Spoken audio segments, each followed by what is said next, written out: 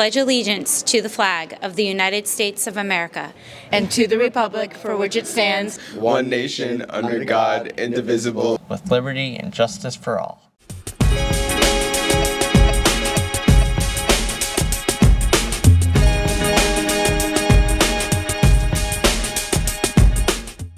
How's it going, Frontier? Welcome back to the Friday News. My name is Isaac and I'm here covering 5 news stories for you guys. First of all, welcome back from spring break, and seniors, yes, seniors, we got 13 days.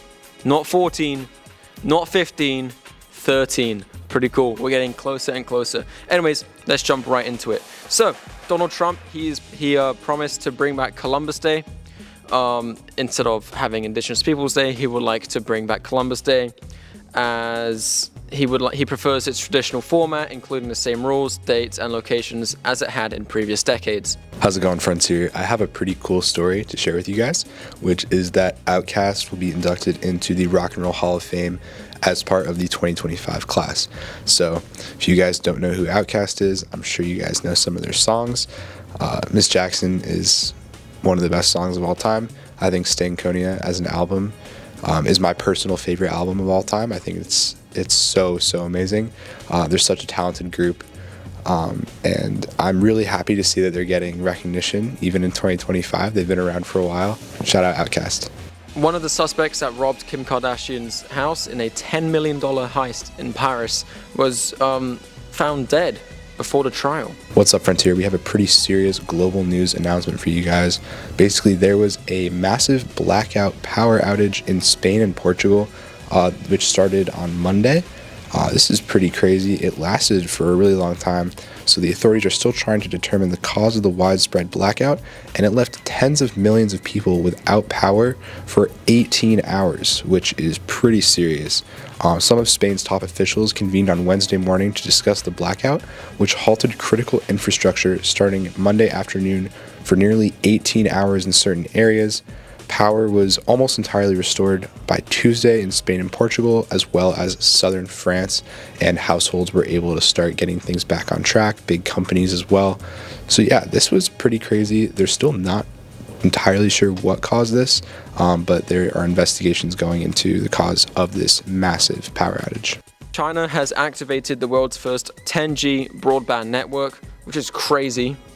We're stuck with 5G in Western Massachusetts. We might need an upgrade. What's up, Frontier? We have another cubing world record to share. This one is pretty unique. So the standard Rubik's Cube is a 3x3. This world record was in the 6x6 category, which is like, you can picture it, 6 pieces by 6 pieces. It's a really big cube. I got my own personal PR this past weekend. It was a time of 2 minutes and 1 second, 0.29 or something like that, which is very good for me. I global around 210. Max Park, who is a multi-time world record holder, current 3-time North American and national champion, and former world champion, broke the world record with a time of 57.69 seconds, which, to put that in perspective, the second fastest solved by anyone else ever is about 1 minute and 4. So he is 7 seconds ahead of the next best person. This record is like so unbelievable that I don't know if it'll ever be broken. 57 is like just unbelievable. It's so insane. So here's some footage of the world record. Yeah, there was a great reaction. Everyone's super positive. It happened in Burbank, California, right around where Max lives. And yeah, I'm excited to see Max in July, and we'll see if he breaks any more world records. For Revenge of the Sith, which is a Star Wars movie, it re-released to celebrate its anniversary and made $25.2 million domestically. It's crazy. Lots of people love Star Wars. And a Belchertown man was recently sentenced to life for a 2021 Springfield murder. That's what I have for you guys. Have a great day. Have a great week. Hi, Frontier. Announcement of Pope Francis's death on Easter Monday, April 21st, 2025.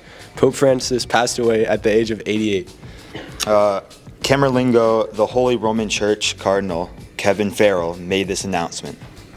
Thank you, Frontier.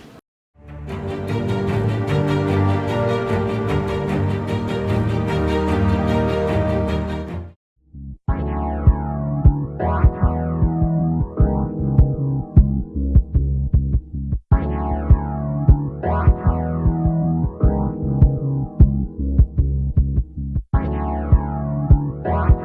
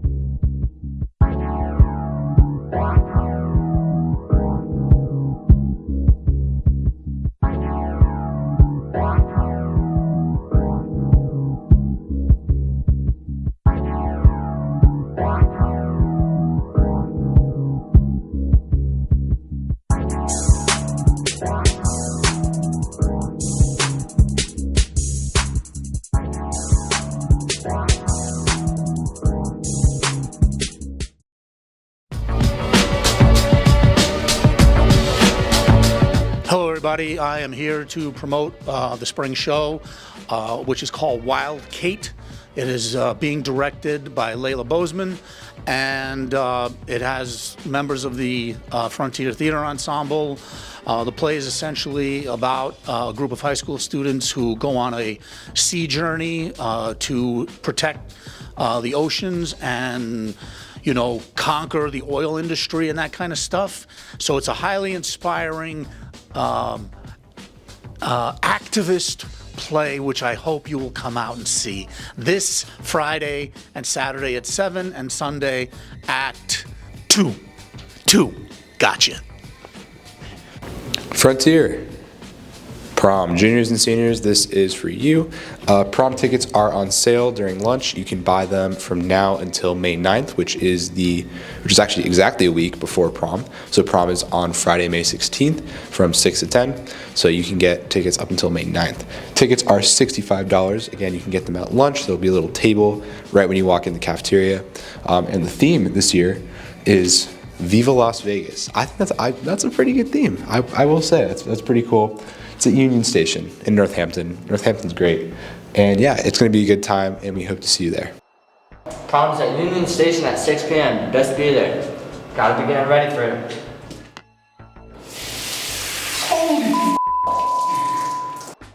I'm here with Oliver.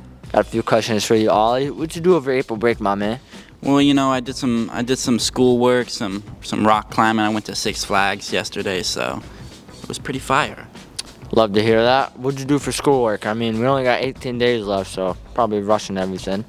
Man, it was just a bunch of senior composition work. I'm here with Kelsey Baker. Good to see you, good to see you. What'd you do over April break? I had spring show rehearsals. You guys should totally come this weekend, Friday, Saturday, Sunday. Come see it here, Frontier Auditorium.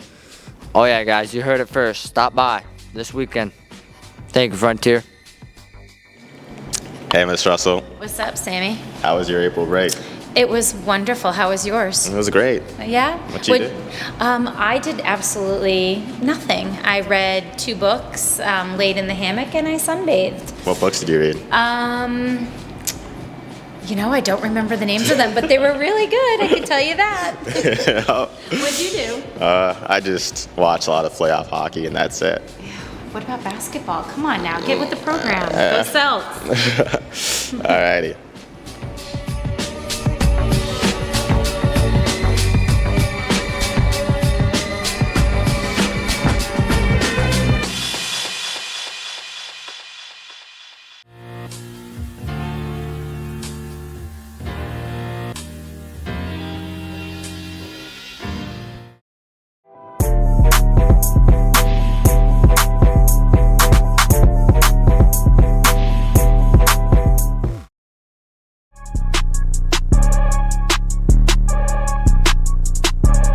All right, I'm here with Caden.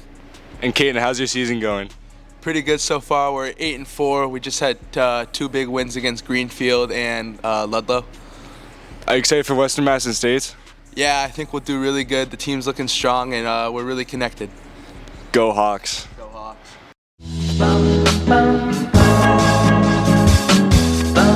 Hey, it's AJ with, you guessed it, another movie review.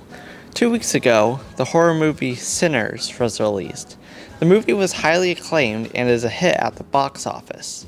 The movie is about 2 twins who return to their hometown, only for them and their town to be haunted by mysterious evil. The movie was directed by Ryan Coogler, who you may know for also directing Creed and the Black Panther movies. What I like about this movie is just how crazy the whole thing is. There's so many great plot ideas and stylistic choices that went into this that just convinced me of how good of a director Coogler is. So much of this had me wondering how he did it, from all of the crazy effects to just putting Michael B. Jordan in it twice. There was so much that came out of nowhere that I constantly asked in my head what was going to happen next. So much so that I recommend not reading or seeing anything else about this movie. Just watch it. Additionally, the acting was really good and Ludwig Göransson's score was amazing. However, I do feel that the movie isn't perfect. The movie does have a bit of a slow start, and I feel the movie did not explain itself well with its fantastical elements and how it all worked. Despite these, I still consider this an entertaining and thrilling experience, and I would recommend it to anyone who wants a new, original cinema experience. All in all, I would give this film an 8 out of 10. The movie is in theaters, and I highly recommend seeing it on the biggest screen possible. Have a good Friday, Frontier.